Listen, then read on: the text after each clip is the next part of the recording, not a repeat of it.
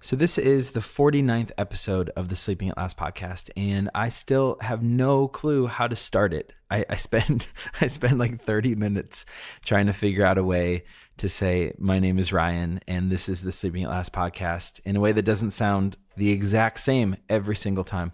So I'm going to keep this as is, but truly, thank you for pressing play. And my name is Ryan, and this is the Sleeping at Last podcast, and I'm really, really happy you're here.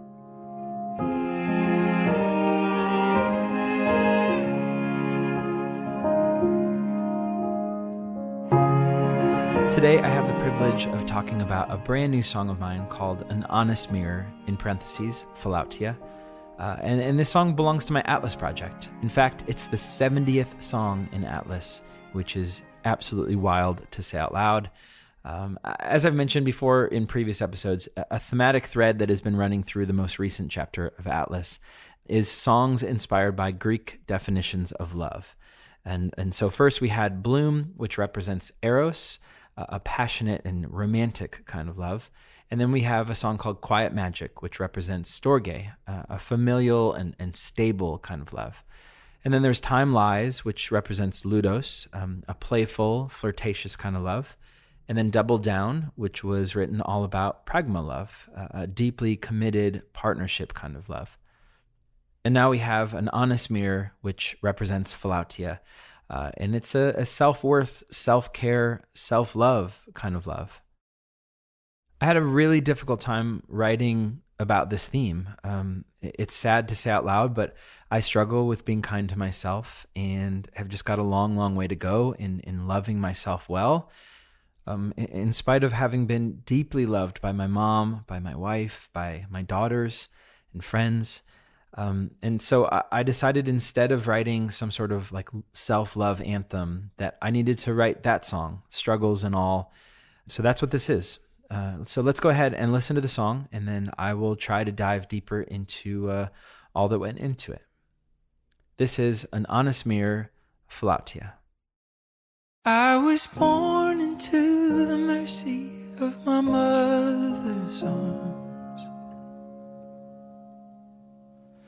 embraced and laced in her love, safe from harm. There's a tear in the fabric and it's starting to show. The day she left was the day the thread was pulled. I wasn't ready. Even after being loved so well, I still don't know how to love myself. Through these shattered lines, I'm trying to find an honest mirror. I wanna believe that her image of me could be real. Be it luck or fate, I met my soulmate. When I was 17, I barely knew anything, but I knew her face. What a cliche to say, but I was all in. A quarter century later, I'm more in love than I've ever been. Even after being loved so well, I still don't know how to love myself.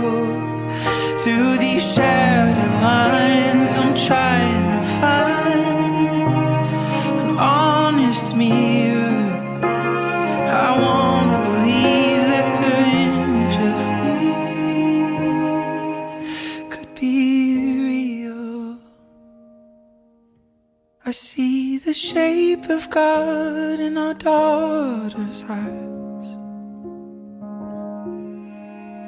unconditional love for a father that often fails but tries to get it right. Even after being loved so well,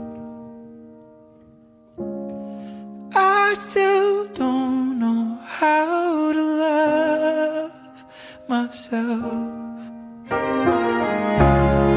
Even after being loved so well, I still don't know how to love myself. Through these shattered lines, I'm determined to find an honest mirror. I wanna believe that their image of me could be real. Through these shattered lines, I'm determined to find an honest mirror. I wanna believe that their image of me could be real. I very rarely struggle with vulnerability. If anything, I'm a bit of an oversharer, and not just in my songs, but in my life. But there's something about this topic, the topic of self-love, that is so awkward and uncomfortable for me personally. And I think it's because if you have an abundance of self-love, that feels awkward to talk so highly of yourself. Or if you struggle with self-love, it feels really sad and can sound like you're asking others to counter your sad beliefs. And that is super awkward. And so apparently this is just a dimension of vulnerability that I am not used to. And so I've been avoiding recording this podcast for that very reason. It just feels awkward to talk about this stuff. Even sharing the song in general feels like I'm exposing just this very sad, broken part of me. And it feels very uncomfortable. And so I just wanted to call that out before I stumble through talking about this song. The original direction I had in mind for this was a much sweeter and more encouraging and just uplifting kind of song.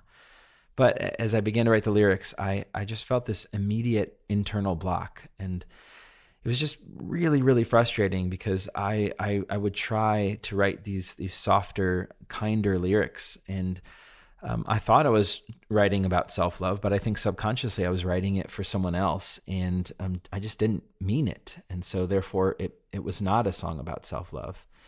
And I felt so discouraged and disheartened. And I just remember thinking how absolutely ridiculous it was for me to struggle with something as simple as loving myself when I have been truly so lucky to have received so much love in my life, first from my mom, and then from my wife, and then my daughters.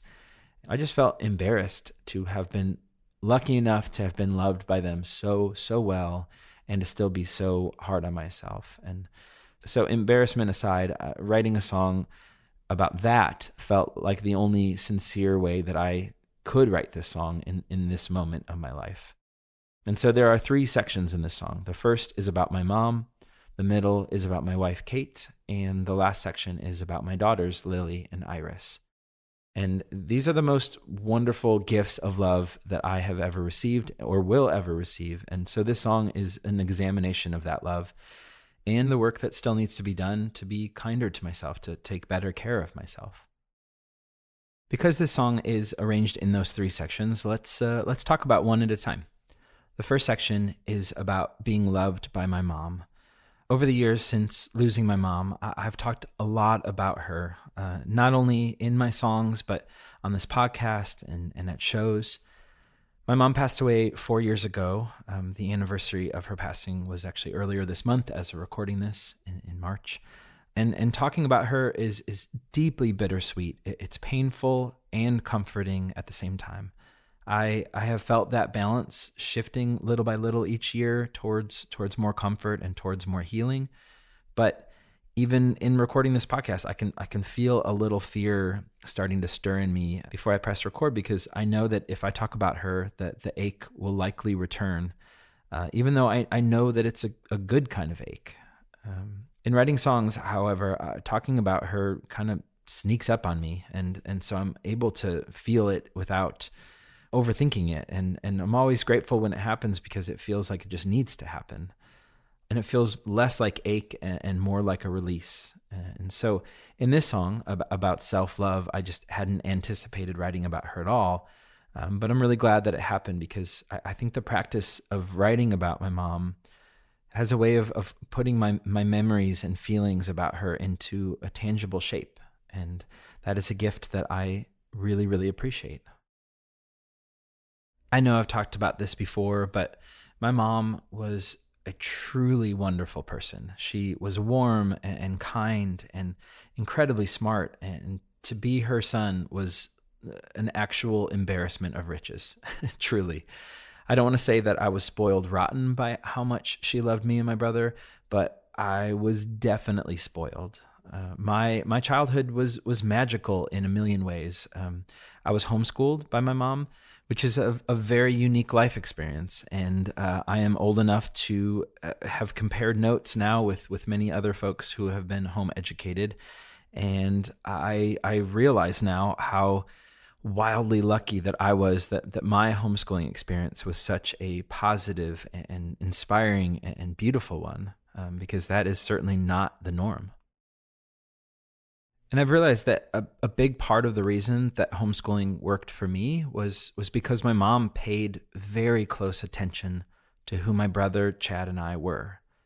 She delighted in us from the second we were born, and as we got older, she constantly looked for sparks in us, anything that we got excited about or curious about or just lit us up. She would protect it and encourage it. And to take that analogy a little further, it's kind of like she saw a spark in us appear, and she's there blocking the wind from blowing it out. And she's there giving us whatever we needed, whether it was time or space or gasoline, to help that spark turn into a full-on fire. For me, it was everything from a passion for Teenage Mutant Ninja Turtles, or my curiosity about drawing and comic strips or animation, to skateboarding, getting me a subscription to Thrasher magazine, and taking me to a skate shop to get my first legit skateboard and my first chain wallet, taking me to skate parks, which was very much against her nature. She was a nervous parent. She did not want us to get hurt in any way. And so I now know as a nervous parent myself that was her pushing back a lot of her fears in order to watch her kid flail around on half pipes and continually fall. I should mention I was absolutely terrible at skateboarding, and I never got any better. So I just kept going at it because I loved it, even if the only trick I could do was basically an ollie. Then it was basketball, which was also something I was terrible at and never really got better at. But whatever it was, she was there. My mom was there to help and cheer along at every point. In school, any topic that I was curious about, she would redistribute time to help me learn more about whatever that was. And of course, the ultimate example of this fanning the flames of who I am came in music. My love of listening to music and then learning how to make it. I asked for my first guitar at Christmas one year, and when I was about 13 years old, and every time I learned a little melody on the guitar, I would say, "Hey, Mom, check this out," and she just would keep saying that, "Wow, you're getting better and better," and that constant reinforcement, that encouragement, made me believe it too, and that maybe I am getting better, and so I kept going and I kept going. And that same dynamic and cheerleading happened all the way until she passed away. I got 39 years of being loved by my mom. Even though I miss her entirely and wanted so much more time, I am beyond grateful for the role model that she chose to be, and to be the recipient of so much incredible love. And so the initial question I had as I wrote this song was, how is it possible for me to have been so well loved and so supported by my mom, and still struggle with just being kind to myself. All of that is in the first section of this song. I was born into the mercy of my mother's arms, embraced and laced in her love, safe from harm. There's a tear in the fabric and it's starting to show. The day she left was the day the thread was pulled. I wasn't ready. Even after being loved so well, I still don't know how to love myself. Everything I've said about my mom or have sung about my mom truly barely scratches the surface of just how wonderful she was. Again, I was so incredibly lucky to get to be her son. The second section of the song is about being loved by my wife and my best friend, Kate. Just a few weeks ago, we celebrated our 16th wedding anniversary. But we've actually been together for 10 years before that. And so it was really a celebration of 26 years of life with one another. Hence the lyric, a quarter century later, I'm more in love than I've ever been. We met when I was around 17 years old, and we actually met through music. I may have told this story before on the podcast, so if I have, please fast forward. But I was just starting out making music, and my band and I were about to play our first ever show at the legendary venue in Chicago called the Metro, which was a huge deal for us. We were opening up for like 7 other bands, and back then the way a young indie band would be able to get word out about a show was to print flyers and then to go somewhere and hand them out to people. So we went downtown to someone else's show and passed out flyers to the fans going into the show. And we all of a sudden ran into a friend, and they happened to be there with their friend. And that is when I met my wife for the first time. She actually does not remember it at all because she was stressed out. She had just lost her credit card. And so she just said a quick hello. And then fast forward a few weeks later, and my band and I were playing at our first ever festival show. And she happened to be there. And Kate watched our show and afterwards came around to the merch table where the band and I were sitting there with hopes for anyone to buy some of our homemade merch. A quick side tangent. One of the merch items that we sold were fabric patches. And I was just remembering the other day that how we made them was pretty gross. We would take like an old worn pair of pants and cut out little rectangles of fabric, and then and then we would tape them to printer paper and press print on our old printer. And the terrible font used for the band logo was printed on top, and somehow people actually bought these. I don't know how that even is possible. But anyway, at the merch table, we also had a CD player set up that anyone that wanted to listen to some demos that we were working on could listen and get a preview of the album that we were in the process of making. And the hope was that we could take pre-orders for that album. And so Kate came up to the merch table to say that she enjoyed the show and to listen to our little demo CD. And so we chatted just for a little while, but somehow managed to exchange contacts, and which meant we gave each other our AOL instant messaging handles. And then she pre-ordered the album. Total win. So fast forward, after a few months of chatting online and falling madly in love with one another, she moved from Kansas to Chicago for school, and then we made our relationship official. And I cannot believe that was 26 years ago. That's crazy. Oh, and I almost forgot, many years after that festival show and the pre-orders for that album, my mom found the old like triplicate book that we used at the merch table for the very small amount of people that pre-ordered that album. And we discovered that Kate was the first person ever to pre-order that album. So cool. So it was really, really special to realize. So she's been an incredible early support of me and my love of music. So I've written many songs about my wife, from my song Bloom to Time Lies, Dear True Love, Sing to Me, Turning Page, and a bunch more. And as I was writing this song and just realizing that I have known this incredible kind of love for 26 years of my life, and that is such a gift. Kate is truly just an incredible person. She is wise and intuitive and thoughtful and warm and classy, truly all the things. And I know it sounds so cheesy to say this and to sing this lyric in the song, but I really am more in love with her today than I have ever been, which is actually a little hard for me to understand because I have been obsessed with Kate since we met. And this isn't to gloss over any of the very real and big life experiences that we've had that have been difficult. We've navigated all of it together. We've been through a whole lot in our 26 years together. And I think it's actually the hard stuff that we've worked through that has sort of carved out that depth that allows for this kind of love. And I am so grateful. Also, to point out, in my lifetime, I have seen many people do hard personal work to become better people to varied degrees of success. Most of us are trying to do our best to keep growing, which gets harder and harder as we get older. But I have never seen anyone grow as much and as intentionally as I've witnessed with Kate.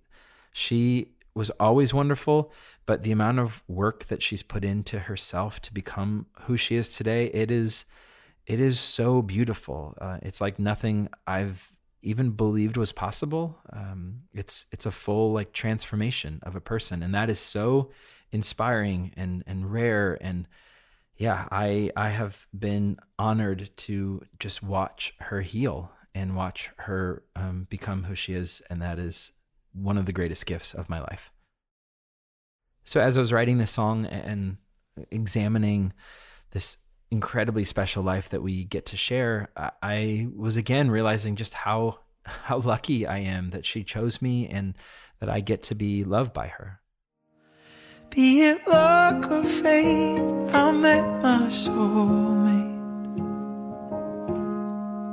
When I was 17, I barely knew anything, but I knew her face.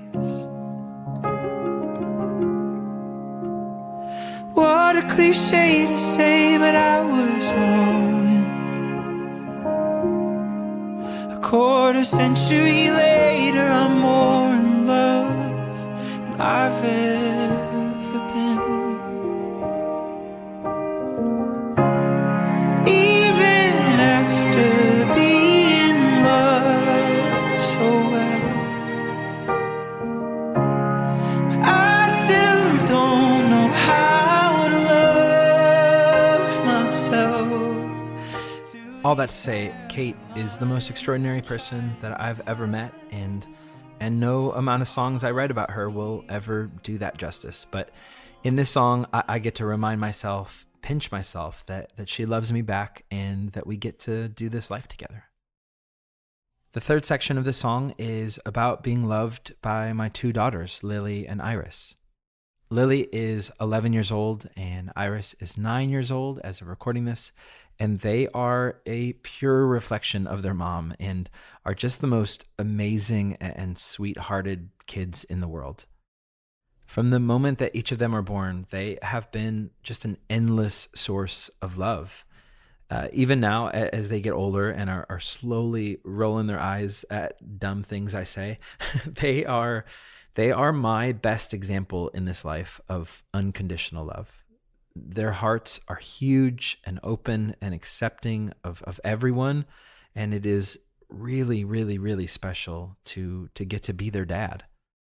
In these last couple of years of me returning to playing live shows again, it has meant so much to me that my girls have wanted to be at each show and to cheer me on, and are so sweet after I finish the show and they come backstage and give me huge hugs. Like it's just pure grace. And I can't even begin to explain how loving and kind they were when my mom passed away and they lost their grandma. They again just kind of led the way in just being the most tender hearted and sweet and they're just really, really good kids and good people. And I could not be more proud of who they are and who they're becoming. So, in this song, as I examine all of this, how first my mom, now my wife, and our daughters have each in their own really beautiful way have loved me, I am challenged to choose to look away or to accept it. And that is sort of what I was trying to grasp at in these like chorus lyrics. Even after being loved so well, I still don't know how to love myself. Through these shattered lines, I'm determined to find an honest mirror. I wanna believe that their image of me could be real. Through these shattered lines, I'm determined to find an honest mirror. I wanna believe that their image of me could be real. In the first couple times I sing those lyrics, I sing, "Through these shattered lines, I'm trying to find an honest mirror." But in the last chorus, after talking about my girls, I changed the lyric to, "Through these shattered lines, I'm determined to find an honest mirror." The word determined felt really important because I'm no longer just trying. I've got a new drive because when I think about my insecurities and my self-doubt and all that I wrestle with, when I think about my girls seeing or feeling their dad wrestle with that, I am so motivated to grow and to model self-love the best that I can. I'll share a little side story here. When my wife was pregnant with our firstborn Lily, we went to this really wonderful retreat in rural Canada. A bunch of awesome people were there, including a handful of musicians. And last minute, someone suggested that each of us kind of put on a little mini concert for all the folks there and share a couple songs each. And so I said, of course, let's do it. And so everyone's having a nice time sharing their songs. And then it's my turn. I get up there and sit down at the piano, and my heart is pounding out of my chest. And I begin to play my first song, and it goes really badly. Like my vocal range felt like it was cut in half, and I wasn't able to hit several notes that I was trying to sing. And then I felt like I forgot how to play piano and was just messing up nonstop. It was so embarrassing. And then I played another song and the same thing happened. It's just an extremely off evening for me. And then the other artists got on stage and shared their songs and completely crushed it. And so I just felt so embarrassed. It was such a massive hit to my ego, which was probably needed. And I went to bed that night just mortified and shaken. Truly, I was beating myself up so much for this impromptu performance that I didn't nail. And the next morning, someone came up to me at breakfast, and somebody that I did not know, and they said, "Hey, nice job last night." And I was just about to go into this whole thing about how terrible it was and how embarrassed I was. And this stranger sort of cut me off before I was able to even go into it and said, "Did I hear that you are about to become a dad?" And so then I was like, "Yeah, totally. I am so excited to welcome our firstborn into the world." And he's like, "You know what? I know we don't know each other, but I just want to say this. You know, when your kids grow and they want to do something and they have an off night or they make a mistake, do you want them to feel how you feel?" I wish I could go back and see what my face looked like when he said that, because I was so shocked. It felt like a bucket of ice water being poured on my head. in the best way. And this person wasn't saying that to bring any sort of like shame or to say, hey, be a better parent. He was actually using the lens of me thinking through how my kids would feel so that I can find compassion for myself. And that was such a huge moment. It still gives me chills. And this is somebody that I have not kept in touch with. But I'm so grateful for. What a brave thing to see somebody being hard on themselves quietly, because I was not going around, with a big frown on my face, or I wasn't acting as if I was devastated. But they sensed that I was being hard on myself, and what a beautiful offering to a stranger. I think about that comment a lot, and it didn't fix my insecurities or my self-doubt or my lack of self-care. But it is a reminder constantly that that I need to go easier on myself. And now that I'm back playing shows again, it gives me a really wonderful opportunity to keep putting that into practice. Like how do I want to treat myself in front of my kids? And so that's essentially what I'm reaching for in the final lyrics of the song. Through these shattered lines, I'm determined to find an honest mirror. I want to believe that their image of me could be real. The strings that you hear throughout the song were played by my longtime collaborators and just favorite people, Sharon Gerber on cellos and Anya Katarina Gerber on violins. I say this essentially every episode, but it's the truth. They are such a dream to work with. In every song, when it's time to have strings added, it's one of my favorite moments of the entire creation of the song. Sharon and Anya add so much soul and depth and warmth into every single recording, and I am just forever grateful. Here's a clip of the strings soloed out.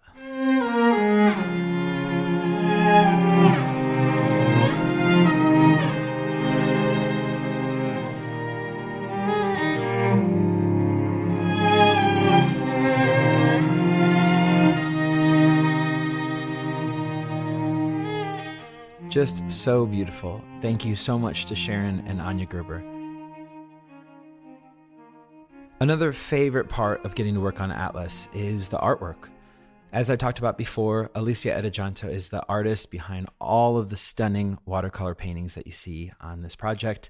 She is truly the best, and I cannot thank her enough for saying yes to Atlas and painting for each song.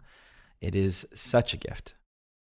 When she sent along the artwork for this song, An Honest Mirror, she described the intention behind her painting.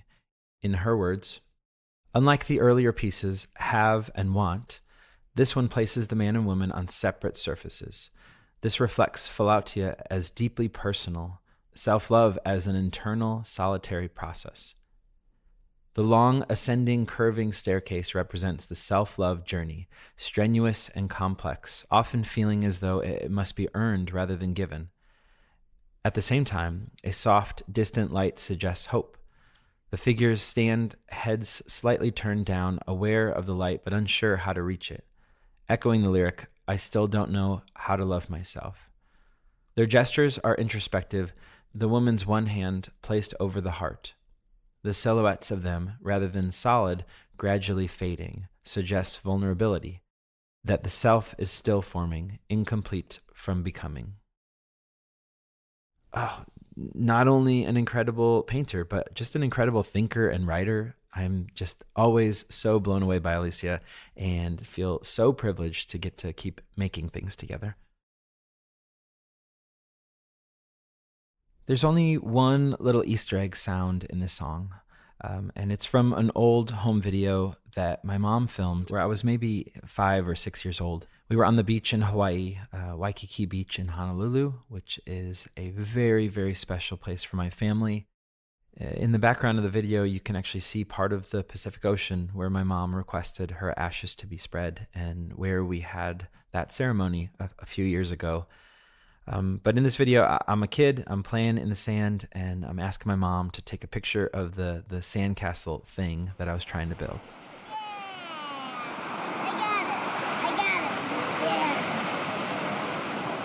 I got it. Take a picture of it, Mom.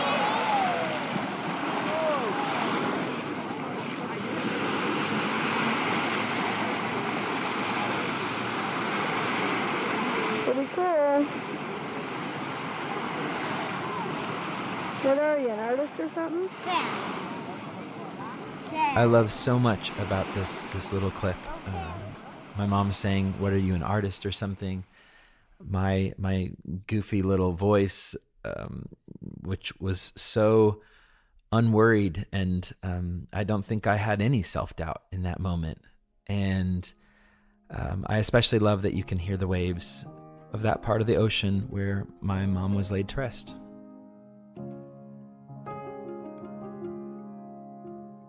As I've mentioned before, the themes of Atlas 3 are all about human development. It's voluntary human development. It's what we choose to do with the life that we get to live. And the order of all of these themes that I wanted to write in Atlas 3 were loosely inspired by the ideas of spiral dynamics.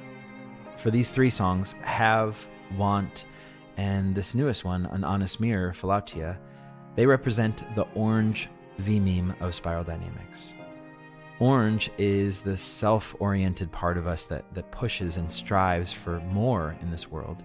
It's responsible for strategy and systems and technology, capitalism, the scientific method, molding the world. And so I decided to call this little collection of songs Atlas Shape. Oh, one thing I wanted to point out in these three Atlas Shape songs is, as I was learning about the orange part of humanity, this intense driving force, I decided that each song should begin right away with the vocal to give it a sort of sense of impatience or urgency. Just to show you, Have starts like this. My pockets are full. Want starts like this. Is it by design to be unsatisfied? And An Honest Mirror, Philautia, starts like this. I was born into the mercy of my mother's arms. Each song getting right to the point to move things along. Thank you so much for listening. It means very much to me. This song, An Honest Mirror, Philautia, is out everywhere now. A link is in the show notes. And the EP, Atlas Shape, will be released very, very soon as well, which includes a couple new acoustic versions and instrumental versions of those songs. And after that, the next songs in Atlas 3 will begin to release, with a song called Source and a song called Echo. I cannot wait to share them with you. Thank you so much again. I look forward to talking to you again really soon, perhaps even to see some of you soon, as I'm getting ready to head out on my first ever tour in Europe this spring. And I truly cannot wait to get to share my songs. But have a beautiful rest of your day. I was born into the mercy of my mother's arms. Embraced and laced in her love, safe from harm. There's a tear in the fabric and it's starting to show. The day she left was the day the thread was pulled. I wasn't ready. Even after being loved so well, I still don't know how to love myself. Through these shattered lines, I'm trying to find an honest mirror. I wanna believe that her image of me could be real. Be it luck or fate, I met my soulmate. When I was 17, I barely knew anything, but I knew her face. What a cliche to say, but I was all in. A quarter century later, I'm more in love than I've ever been.